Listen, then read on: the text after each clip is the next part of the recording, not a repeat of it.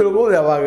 ಯಾಕಂದ್ರೆ ಇಬ್ಬರು ತಿಳ್ಕೊಳ್ಳೋ ಪ್ರಶ್ನೆ ಬಂದಾಗ ಸಹಜವಾಗಿ ಯಾರೂ ಇರಲಿ, ಇವತ್ತು ಸ್ತ್ರೀ ಪ್ರಧಾನ ಇದ್ದಿದ್ರೆ ಸ್ತ್ರೀಯರು ಸಹಿತ ತಮ್ಮ ಅಧಿಕಾರವನ್ನು ಸುಲಭವಾಗಿ ಬಿಟ್ಟುಕೊಡ್ತಾ ಇರಲಿಲ್ಲ. ಅದು ಅಷ್ಟು ಸತ್ಯದ.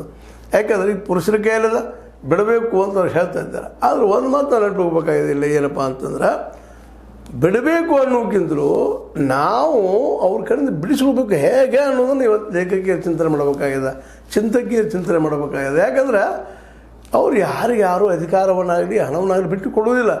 ನಾವು ಅದನ್ನು ಕಸ್ಕೊಳ್ಳುವಂಥದ್ದು ಅಥವಾ ಅವರಿಂದ ನಾವು ಹೊಸದಾಗಿ ಏನಾದರೂ ಸೃಷ್ಟಿ ಮಾಡಲಿಕ್ಕೆ ಸಾಧ್ಯ ಇದೆಯಾ, ವ್ಯವಸ್ಥೆ ಮಾಡಲಿಕ್ಕೆ ಸಾಧ್ಯ ಇದೆಯಾ ಅನ್ನುವಂಥದ್ದು ನಾವು ಚಿಂತನೆ ಮಾಡಬೇಕಾಗಿದೆ. ಜಗತ್ತಲ್ಲಿ ಎಲ್ಲರೂ ಸಿಗ್ಬೋದು, ಆದರೆ ಅಧಿಕಾರ ಮಾತ್ರ ಅದು ನೀವು ಪ್ರಯತ್ನ ಮಾಡಿ ತೊಗೊಳ್ಬೇಕಾಗ್ತದೆ. ಈ ನಮ್ಮ ರಿಸರ್ವೇಷನ್ ಕೊಡ್ರಿ ಎಷ್ಟೋ ವರ್ಷಗಳು ಕೇಳ್ತಾ ಇದ್ದೀರಿ, ನನ್ನ ಮಕ್ಕಳು ಇನ್ನೂ ಕೊಡ್ತಾ ಇಲ್ಲ. ಸಮೀಪದಲ್ಲಿ ಕೊಡುವ ಲಕ್ಷಣ ಕಾಣ್ತಾ ಇಲ್ಲ. ಯಾಕಂತಂದ್ರೆ ಈ ಸರ್ಕಾರಗಳು ಇವತ್ತಿನವರೆಗೆ ಎಷ್ಟು ಜನಸಂಖ್ಯೆ ಅದ, ಎಷ್ಟು ಹೆಣ್ಮಕ್ಳಿದ್ದಾರೆ, ಎಷ್ಟು ಹೆಣ್ಮಕ್ಳು ಇದ್ದಾರೆ ಅದನ್ನು ಮಾಡ್ತಾ ಇಲ್ಲ. ಜಾತಿ ಗಣತಿ ಮಾಡ್ತಾ ಇಲ್ಲ. ಇಂಪಾರ್ಟೆಂಟ್ ಅಂದ್ರೆ ಇವು.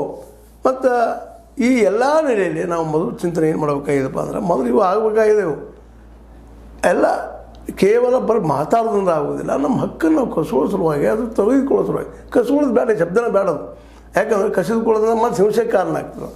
ಮನವೊಲಿಸಿ ತಗೊಳ್ಳೋವಂಥದ್ದು ಅಥವಾ ಒಂದು ವ್ಯವಸ್ಥೆನ ಆರ್ಥಿಕ ತಾವು ಬಲಾಟೆ ಮಾಡ್ಕೊಳ್ಳೋದಕ್ಕೆ ಇವತ್ತು ಹೆಣ್ಮಕ್ಳು ಚಿಂತನೆ ಮಾಡಬೇಕಾಗಿದೆ.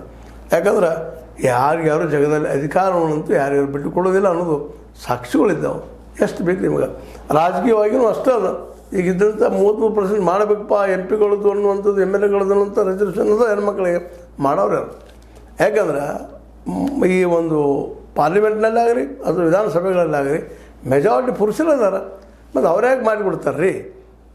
ಇದನ್ನು ಇವತ್ತು ನಮ್ಮ ಸ್ತ್ರೀವಾದಿಗಳು ತಿಳ್ಕೊಂಡು ಆ ದಿಶೆಯಲ್ಲಿ ಹೋದ್ರೆ ಏನಾದರೂ ಆಗ್ಬೋದು. ಹಾಗಾದ್ರೆ ಪಡೆಯೋದು ಹೆಂಗೆ? ಅದೊಂದು ದೊಡ್ಡ ಹೋರಾಟ ಇದೆ. ಹೆಂಗೆ ಸ್ವತಂತ್ರ ಹೋರಾಟ ಹೆಂಗಾಗಿದ್ರು ಅಂಥ ಹೋರಾಟ ಇಲ್ಲಿ ಆಗಬೇಕಾಗಿದೆ. ಅದು ಅಹಿಂಸೆಯ ಮೂಲಕ, ಮನ ಪರಿವರ್ತನೆ ಮಾಡೋ ಮೂಲಕ. ಇವೆರಡೂ ಭಾಳ ಕಷ್ಟ ಸಾಧ್ಯ. ಹೇಳೋದು ಭಾಳ ಸುಲಭ ರೀ, ಕೂಡಿ ಹೋಗೋಣ ಅಂತೇಳಿ. ಕೂಡಿ ಹೋಗೋ ಮುಂದೆ ನಾ ಯಾವಾಗ ಹೆಚ್ಚಿನ ಅನ್ನೋಂಥ ಭಾವ ಗಂಡಿನಲ್ಲಿ ಇರ್ತದೆ.